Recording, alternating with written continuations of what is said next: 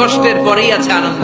এই দুনিয়াটাই এরকম, কষ্টের পরই আনন্দ। দেখবেন তারাবির নামাজ 20 রাকাত পড়তে কষ্ট লাগে না?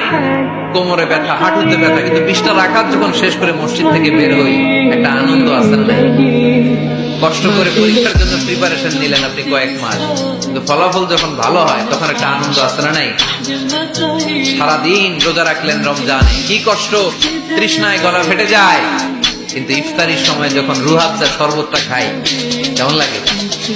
একটা আনন্দ আছে না? নাই?